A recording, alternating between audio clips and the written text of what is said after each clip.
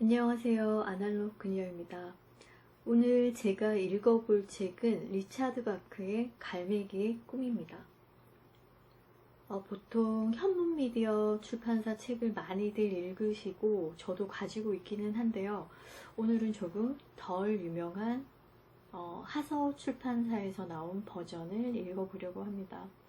오늘 봤더니 번역도 꽤 괜찮은 것 같았어요. 이 책의 주인공은 갈매기 조나단이죠. 조나단은 완벽한 비행을 하고 싶다는 높은 꿈을 가지고 있습니다. 다른 갈매기들과는 아주 다른 삶을 지향하는 거죠. 보통의 갈매기들은 단지 먹기 위해서 날 뿐입니다. 그래서 높이 날 필요도 더 멀리, 더 빠르게 날 필요도 없어요. 그저 고깃배 주변을 날면서 썩은 생선 대가리나 빵 조각을 얻어먹으면 되는 거잖아요. 하지만 조나단은 이런 단조로운 삶의 형태가 자신의 종족의 명을 짧게 한다고 믿었어요. 그리고 안타까워했죠. 그래서 본인은 도전하는 삶을 택했습니다. 결국 조나단은 무리와 다르다는 이유로 추방당하게 되죠. 그는 가장 높은 욕구인 자아실현의 욕구가 있었던 것입니다. 오늘 이 책을 고른 이유가 조금 저의 이야기하고도 조금 맞닿아 있는데 제가 유튜브를 하게 된 그 계기는 저도 어느 정도는 조금 열정이라는 게 있는 사람인 것 같아요. 그래서 늘 루틴한 삶을 좀 못 참아 하는 그런 부류였고, 요즘의 생활이 조금 안정은 있지만 단조롭다고 느끼는 부분들이 있어서 제가 이 유튜브를, 이 작은 공간을 채워가게 된 것입니다. 물론 누군가에게 보여줄 만한 재능이나 깜냥이 없다는 걸 스스로도 잘 알고 있지만 도전을 해보고 싶었어요. 그래서 그리고 유튜브 밖에서의 저의 삶 역시 좀 그동안 되게 평범하게 살지는 않았던 것 같습니다. 그리고 조나단처럼 그 지향하는 꿈에 아직은 완벽하게 도달하지는 못했지만 꾸준히 걷고 있는 어른이라고 생각하고 있습니다. 그러면 조나단이 보여주는 도전과 그 열정의 이야기 속으로 한번 들어가 보겠습니다.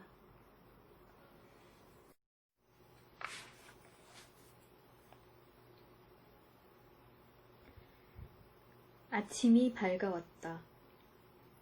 잔잔한 바다 위로 황금빛 태양이 출렁이고 있었다. 해안에서 1마일쯤 나아간 바다 위에는 고깃배 한 척이 떠 있었다.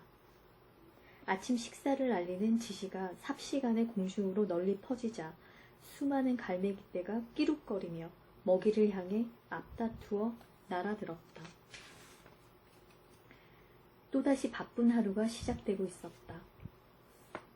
그러나 고깃배와 해안기슭 저 너머에 혼자 동떨어져 열심히 비행 연습을 하고 있는 갈매기가 있었다. 바로 조나단 리빙스턴이었다. 그 갈매기는 100피트 높이의 상공에서 물갈퀴가 달린 발을 낮추고 부리를 쳐들더니 두 날개를 비틀듯이 구부리면서 괴롭고 힘든 비행 자세를 유지해보려고 안간 힘을 쓰고 있었다. 날개를 구부린다는 것은 비행 속도를 늦춘다는 것이었다. 점점 속도를 늦춘 결과 그의 양볼에 바람의 부드러운 손길이 전해졌고 발 아래로는 잔잔한 바다가 누워있는 듯이 펼쳐져 있었다. 조나단은 눈을 가느다랗게 뜨고 온 정신을 한데 모으더니 숨을 죽이며 힘겹게 단 한 번만, 단 한 번만, 더, 조금만 더 선회해 보려고 안간 힘을 썼다. 순간 깃털이 어지럽게 흐트러지면서 속도감을 잃어 추락해버리고 말았다. 누구나 다 알고 있는 사실이겠지만 갈매기들이 비틀거리면서 속도감을 잃는 일이란 결코 없는 법이다. 공중에서 속도감을 잃어버린다는 것은 하늘을 날아다닌다는 갈매기로서는 그야말로 망신살이 뻗치는 일이었기 때문이다. 그렇지만 조나단 리빙스턴은 그런 것에는 아랑곳도 하지 않았다. 그는 다시 한번 날개를 쫙 펼치더니 몸이 후들거릴 정도로 힘겹게 날개를 구부리고는 점점 더 속도를 늦추어 가다가 또다시 속도감을 잃고 말았다. 그의 행동은 여느 갈매기들과는 달랐다. 보통 갈매기 같으면 고도의 비행수를 연마하기 위해 사서 그런 고생을 하지는 않을 것이다. 단지 먹이를 찾아 해안가를 오락가락하는 것만으로 만족할 것이었다. 그리고 사실 대부분의 갈매기들에게 중요한 것은 하늘을 얼마나 멋지게 나느냐 하는 것이 아니라 먹는 문제였다. 그랬다. 오로지 먹는 것만이 보통 갈매기들의 관심사였다. 그렇지만 그에게 중요한 것은 먹는 것이 아니라 멋지게 나는 문제였다. 조나단 리빙스턴이 최고로 손꼽는 것은 멋지게 비행하는 것이었다. 이런 사고방식을 가지고서는 다른 갈매기들로부터 인기를 끌기가 어렵다는 것을 그도 알게 되었다. 심지어는 그의 부모조차도 아들 조나단이 온종일 외톨이로 떨어져서 저공 활공 연습만 그저 끝없이 되풀이해대고 있는 모습을 보면서 당황해하고 있었다. 조나단은 어떤 원리에 의해서 그렇게 할 수 있는지는 몰랐지만 수면으로부터 날개 길이의 반도 채 되지 않는 높이에서 비행하고 있을 때가 힘도 덜 들이고 공중에 훨씬 오래 머무를 수 있다는 것을 알게 되었다. 또한 활공을 마칠 때에는 다른 갈매기들처럼 발을 앞으로 쭉 내밀어서 물을 텀벙거리는 것이 아니라 자신의 몸통에다 두 발을 유선형으로 쫙 붙인 채 수면에 발을 접촉하듯 하여 길고 잔잔한 발자국을 남기는 것이었다. 조나단이 두 발을 몸에 밀착시킨 자세로 바닷가에 착지한 뒤 백사장 위에 생긴 활공 자국을 발걸음으로 재고 있는 모습을 지켜보던 그의 부모들은 여간 당황한 기색이 아니었다. 존, 왜 그러니? 왜 그러는 거야? 그의 어머니가 물었다. 뭐가 그리 어려워서 유별나게 그는 거냐고. 존, 저공비행은 펠리컨이나 신초농이나 하는 게 아니니? 그리고 왜 밥이라곤 입에 대지 않는 거니? 예, 그러니까 그렇게 깡 말랐잖니.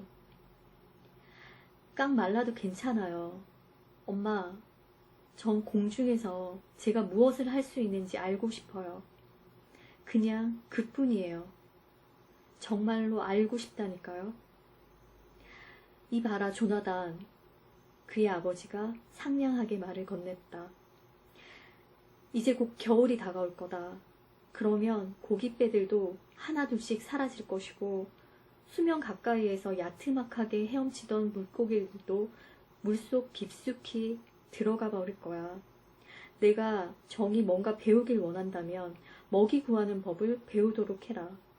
저공 비행인가 뭔가 하는 것도 어쩌면 해볼 만한 도전일 수 있겠지만 그걸 배운다고 답이 나오는 것은 아니잖니? 조나단, 내게 날개가 있어서 날아다니는 것은 먹기 위해서라는 것을 반드시 명심해 두어야 한다. 조나단은 고분고분 고개를 끄덕였다. 그리고 그 후 며칠 동안 조나단은 정말 다른 갈매기들처럼 행동하려고 애를 썼다. 날카로운 목소리로 끼룩거리며 선창가나 고깃배 주위를 맴돌았다. 그러다가 다른 갈매기들과 같이 투덕거리면서 물고기나 빵 부스러기를 낚아채기 위해 급강화를 해보곤 했다. 하지만 조나단은 다른 갈매기들처럼 제대로 해낼 수가 없었다. 이런 건 정말 너무 무의미한 행동이야. 조나단은 그렇게 생각하며 뒤따라오던 굶주리고 늙은 갈매기에게 애써 잡은 엔초비를 일부러 떨어뜨려 주었다. 이런 일로 시간을 보내느니 비행술이나 한 가지 더 연습해보는 게 낫겠어. 배울 것들이 아직 너무나도 많은데 말이야. 얼마 지나지 않아 다른 갈매기들은 또다시 혼자 동떨어져서 먼 바다 저편에 있는 조나단을 볼 수 있었다. 배에서는 꼬르륵거리는 소리가 났지만 조나단은 행복한 마음으로 비행 연습을 하고 있었다. 문제는 속도였다. 조나단은 일주일 동안의 연습을 통해 속도에 관한 것이라면 어느 갈매기보다도 더 많은 것을 배울 수 있었다. 1000피트 상공에서부터 힘껏 날개짓을 하여 파도를 향해 맹렬히 급강하를 시도하던 조나단은 다른 갈매기들이 왜 격심한 급강하를 시도하지 않는지 그 이유를 알게 되었다. 조나단은 비행을 시작한 지 6초 만에 시속 70마일로 날 수 있었다. 보통 갈매기들은 그 상태에서 날개를 위쪽으로 들어올리면 균형 감각을 잃어버릴 수밖에 없었던 것이다. 그런 행위를 여러 차례 반복했다. 그는 전력을 다해서 조심스럽게 비행을 했지만 고속으로 날던 중에 그만 조종력을 잃고 말았다. 조나단은 다시 1000피트 상공으로 날아 올라갔다. 먼저 있는 힘을 다해 직진한 다음 힘차게 밀고 나아가 날개를 푸드덕거리며 수직 급강하를 시도했다. 하지만 왼쪽 날개를 위로 들어올릴 때면 속도감을 잃게 되었고 그럴 때마다 왼쪽 방향으로 심하게 몸이 쏠렸다. 그래서 균형을 잡기 위해 오른쪽 날개의 속도를 늦추려고 하자 마치 섬광이 스쳐 지나가듯 격심하게 몸이 요동치며 회전 나선식 강화로 비행 자세가 바뀌게 되었다. 그러나 위로 날개짓하는 것에는 그리 신중한 편이 못 되었다. 조나단은 10차례나 그렇게 해보았지만 그럴 때마다 시속 70마일의 속도로 비행했기 때문에 갑자기 깃털이 엉켜버리면서 조종력을 잃고 물속으로 곤두박질치게 되었다. 해결의 실마리는 빠른 속도에서는 날개를 편 채 그 상태를 유지해야 하는 거야. 조나단은 바닷물에 흠뻑 젖어 물이 뚝뚝 흘리면서 드디어 그런 생각을 하게 되었다. 시속 50마일까지 날개짓을 하다가 그 이후에는 날개를 편 채 그 상태를 유지하기만 하면 된다. 조나단은 2000피트 상공에서 또다시 시도해 보았다. 몸을 회전시켜 급강하하면서 부리를 곧장 아래쪽으로 향하고 힘껏 날개짓을 하다가 시속 50마일이 되자 날개를 편 채 그 상태를 유지하는 것이었다. 무척이나 힘겨운 일이었지만 이번에는 성공할 수 있었다. 조나단은 10초 동안 시속 90마일의 속도로 날면서 몽롱한 상태를 만끽했다. 조나단은 이 세상의 갈매기들 중에서 가장 빨리 나는 새가 되었던 것이다. 그러나 그러한 승리감도 잠시뿐이었다. 급강하를 한 직후 수평 비행으로 도입하는 순간 날개의 각도를 바꾸기가 무섭게 조금 전과 마찬가지로 이러지도 저러지도 못할 끔찍한 상황에 빠져버리고 말았다. 마치 다이너마이트의 위력과도 같은 시속 90마일의 힘이 그를 강타했던 것이다. 순간 조나단은 격추된 전투기와도 같이 벽돌처럼 단단한 바다로 세차게 곤두박질 치고 말았다. 조나단이 정신을 차렸을 때는 날이 이미 어둑해지고 난 뒤였다. 그의 몸은 달빛을 받으며 바닷물 위를 둥둥 떠다니고 있었다. 물에 젖은 양쪽 날개가 납덩이처럼 무겁게 느껴졌다. 하지만 그보다 그의 등을 더욱 무겁게 내리누르는 것은 바로 실패감이었다. 이런 꼴이 되느니 차라리 바다 밑으로 서서히 가라앉아 모든 것을 끝내버리는 편이 더 나을 것 같다는 나약한 생각이 들었다. 조나단의 몸이 점점 물속으로 가라앉아 가고 있을 때 이상하게 들려오는 공허한 목소리가 있었다. 그래, 난 갈매기일 뿐이야. 타고난 것은 어쩔 수 없는 거야. 만일 비행에 관한 많은 것들을 배우는 게 내 운명이었다면 난 비행에 관해서 줄줄이 꿰고 있었을 텐데 내가 고속비행을 할 갈매기로 태어났더라면 송골매처럼 짧은 날개를 달고서 물고기 대신에 쥐를 잡아먹고 살았을 거야. 그래, 아버지 말씀이 맞았어. 미련한 생각은 그만 버려야겠어. 갈매기들이 모여 사는 해변으로 돌아가야 한다고. 갈매기로 태어난 것에 만족하며 살아가야 한단 말이야. 그렇게 말하는 목소리가 점차 멀어져 갔고 조나단은 고개를 끄덕였다. 밤에 갈매기들이 모여있을 장소는 바닷가라고 생각하면서 앞으로는 평범한 갈매기로 살아가겠다고 마음속 깊이 다짐했다. 그것이 조나단 자신이나 다른 모든 갈매기들이 보다 행복하게 살 수 있는 길이라고 생각했던 것이다. 조나단은 어둠이 깔린 바닷물을 힘겹게 박차고 올라가 물을 향해 저공으로 날아가면서 힘이 덜 드는 저공 비행법을 터득해서 다행이라고 생각했다. 아니야. 하지만 그는 이런 생각을 했다. 이제 과거의 나의 모습은 끝난 거야. 내가 터득했던 모든 것은 다 끝났다고. 나도 다른 갈매기들과 다를 바가 없으니까 갈매기답게 날아야지. 그래서 조나단은 힘겹게 100피트 상공으로 올라가 더욱 힘차게 날개를 푸드덕거리며 바닷가로 날아갔다. 평범한 갈매기로서 살아가야겠다는 결정을 하고 난 조나단은 마음이 훨씬 가벼워졌다. 그의 마음속 깊은 곳에 자리 잡았던 비행에 대한 강한 의지도 사라질 것이고 따라서 이제 더 이상의 도전도 또 더 이상의 실패도 없을 것이었다. 생각을 접어두고 해안가 저 너머의 불빛을 향해 어둠을 뚫고 날아가는 것은 멋진 일이었다. 어둠이야. 경고하는 공허의 목소리가 날카롭게 들려왔다. 갈매기들은 어둠 속을 날지 않는 법이라고. 조나단은 귀담아 듣지 않았다. 멋진데? 조나단의 생각은 그런 것뿐이었다. 어둠을 뚫고 가느다란 빗줄기를 내던지는 달빛과 불빛이 수면 위에 어른거렸다.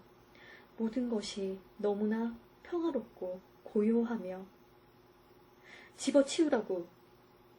갈매기는 어둠 속을 날지 않는 법이야. 만약 내가 어둠 속을 날 수 있게 만들어진 놈이라며 올빼미와 같은 눈이 있었겠지. 눈 감고도 훤히 날 수 있었을 거라고. 송골매의 날개처럼 짧은 날개도 있었을 테고 말이야. 한밤중 100피트 상공을 날고 있는 조나단이 눈을 깜빡였다. 고통과 결연한 각오가 일순간에 날아가 버리는 느낌이 들었다. 짧은 날개. 바로 송골매의 짧은 날개야. 바로 그거야. 난 정말 바보였어. 날개를 조그맣게 만들면 되는 것을. 날개를 거의 다 접고 날개 끝으로만 날면 되는 거라고. 그래, 짧은 날개 말이야. 조나단은 어두운 바다 저 너머 2000피트 상공으로 날아 올라갔다. 실패나 죽음 같은 것에 대해서는 생각할 겨를도 없이 앞 날개를 몸통에 착 붙이고 단도처럼 뾰족한 날개끝만을 바람결에 활짝 편 채 수직 하강에 들어갔다. 조나단의 머리 위에서는 괴수가 으르렁거리는 것 같은 매서운 바람 소리가 났다. 시속 70마일, 90마일, 120마일. 조나단은 더욱더 속도를 냈다.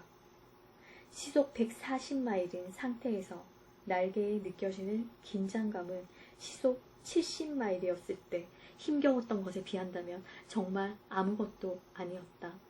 날개 끝의 움직임을 감지하지 못할 정도로 아주 살짝 뒤틀기만 해도 교묘히 급강하 자세에서 벗어나 파도 위로 돌진할 수 있었다. 그러한 조나단의 모습은 달빛을 받은 잿빛 포탄을 방불케 했다. 조나단은 불어오는 바람에 두 눈을 감고 환호했다. 시속 140마일이라. 그것도 균형을 잘 잡고서 말이다. 2000피트 상공에서가 아니라 5000피트 상공에서 급강하였다며 그 속도가 얼마나 빨랐을지.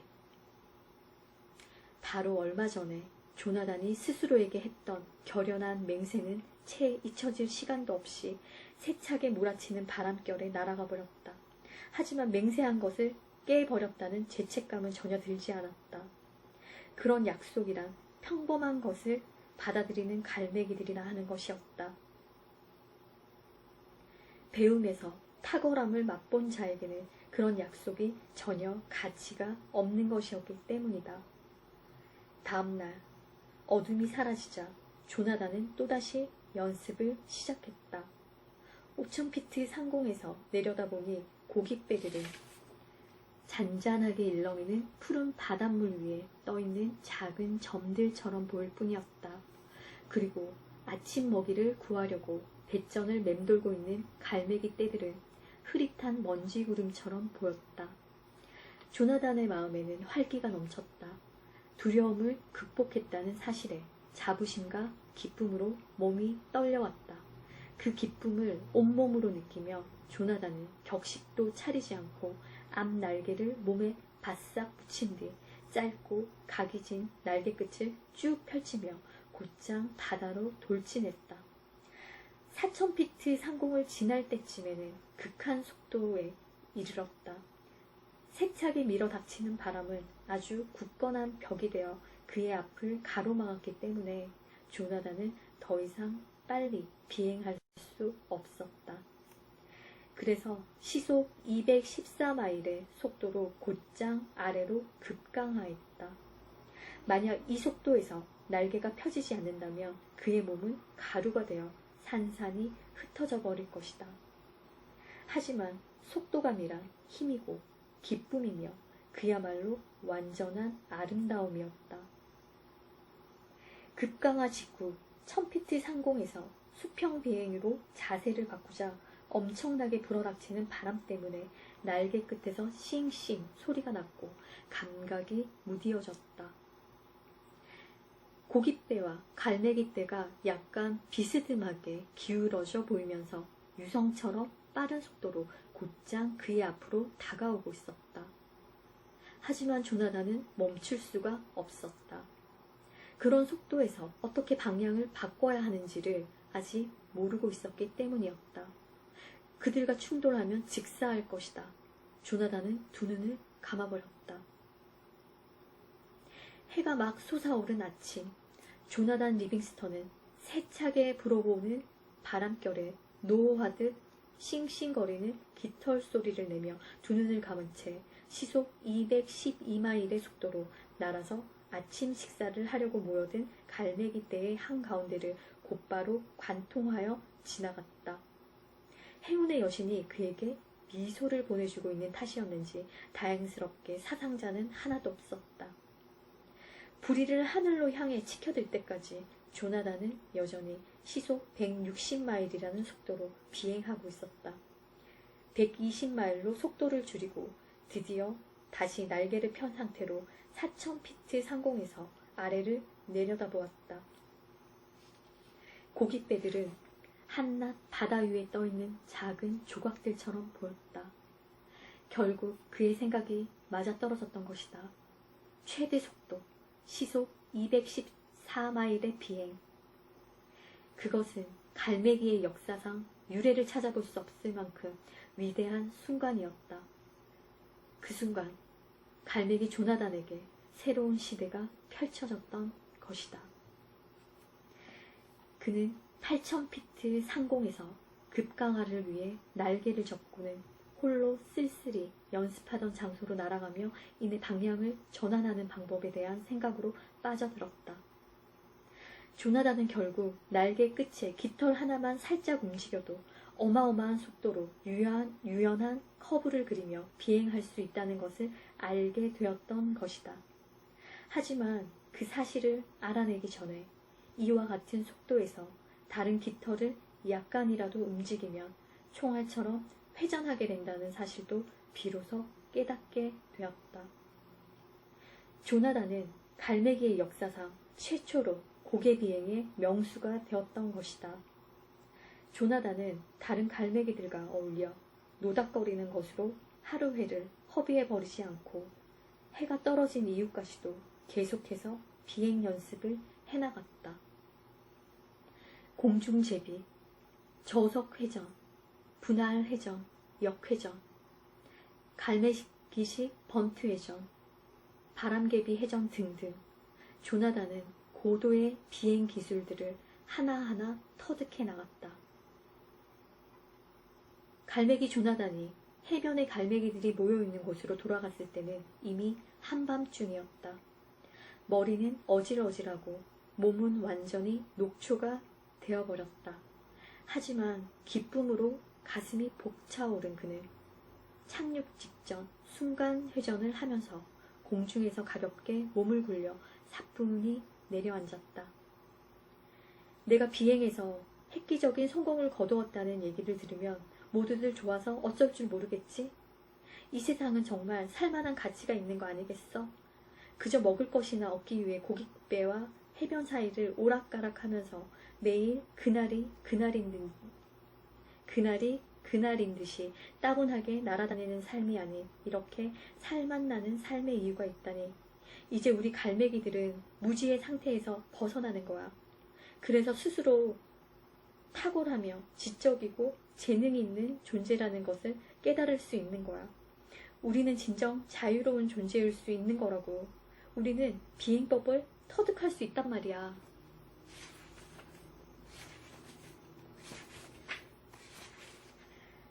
앞으로의 날들은 아주 희망찬 미래로서 눈부시게 빛나는 나날이 될 거야.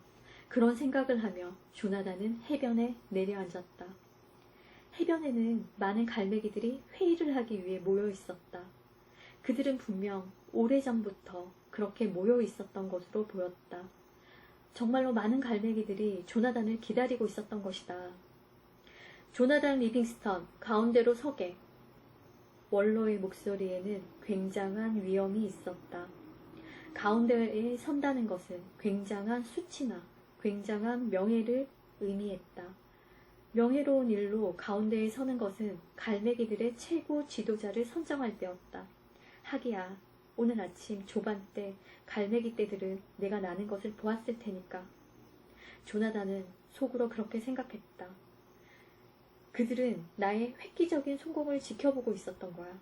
하지만 난 명예 따위는 바라지 않아. 난 지도자가 되고 싶다는 생각은 추워도 없으니까 말이야.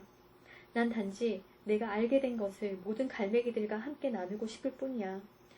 그저 우리 모두의 눈앞에 펼쳐져 있는 저 막막하도록 끝없는 수평선을 보여주고 싶을 뿐이라고.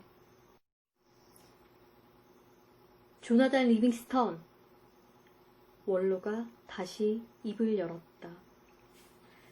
자네의 동료들이 보는 앞에서 모욕을 당할 각오로 가운데에 서게나. 몽둥이로 머리를 한 대 맞은 느낌이었다. 다리에 힘이 스르르 풀리고 깃털이 축 처지며 귓속에서는 윙하는 소리가 울렸다. 모욕을 당할 각오로 가운데에 서라고? 말이 되는 소리를 해야지. 난 비행에서 획기적인 성공을 거둔 몸이라고. 그들이 그걸 이해할 수 없는 거야. 그들이 잘못 생각한 거라고. 그들이 뭘 잘못 생각하고 있다니까?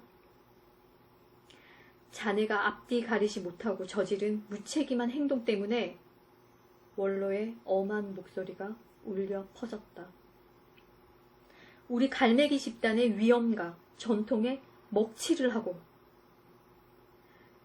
모욕을 당할 각오로 한가운데에 서 있다는 것은 갈매기 사회에서 추방당해 파클립스에서 외로운 삶을 살아야 한다는 의미였다. 훗날 조나단 리빙스턴, 자네는 자네가 저지른 무책임한 행동이 아무짝에도 쓸모가 없는 것이었음을 깨닫게 될 것이네. 우리네 인생이란 미지의 것이어서 아무리 알려고 해도 알 수 없는 법이니까. 다만 우리가 알 수 있는 것은 우리는 먹기 위해서 태어났고 또 먹을 수 있는 한 살아남도록 이 세상에 태어난 존재라는 것뿐이지. 누구 하나 회의 결과에 대해서 의견을 말하는 갈매기는 없었다. 그런데 당당하게 울려 퍼지는 한 목소리가 있었다. 그것은 조나단의 목소리였다. 무책임한 행동이라고요? 여러분, 그가 소리쳤다. 삶의 의미를 찾고 보다 나은 삶의 목적을 추구하려는 갈매기보다 더 책임감이 강한 갈매기가 있으면 어디 나와보라고 하십시오. 우리는 천년 동안 그저 물고기 대가리나 찾아볼까 해서 이리저리 헤집고 다녔을 뿐입니다. 하지만 이제 우리에게는 삶의 동기가 생긴 것입니다. 이제부터는 배우고 발견하고 그리고 자유로워질 이유가 있단 말입니다. 저에게 한 번만 기회를 주십시오. 제가 알게 된 것들을 여러분께 보여드리겠습니다. 모든 갈매기들은 그저 목석처럼 우두커니 서 있을 뿐이었다. 우리 사이의 동료애는 이미 깨져버린 거야. 몇몇 갈매기들이 그렇게 소리치더니 모든 갈매기들까지 한통속이 되어 조나단의 말을 더 이상 들으려 하지 않고 외면해 버리는 것이었다. 그 일이 있은 이후로 조나단은 혼자 쓸쓸한 시간을 보내게 되었다. 하지만 조나단은 단지 파클립스에만 머물러 있지 않고 훨씬 더 멀리 떨어진 곳으로 날아갔다. 그가 슬퍼하는 것은 고독 때문이 아니었다. 그의 슬픔은 그들의 눈앞에 훤히 보이는 영광스러운 비행수를 믿으려 하지 않는 마치 눈뜬 소경처럼 눈앞에 훤히 보이는 그 영광을 애써 외면하려 하는 자신의 동료들 때문이었다. 조나단은 날마다 많은 것을 터득해 나갔다.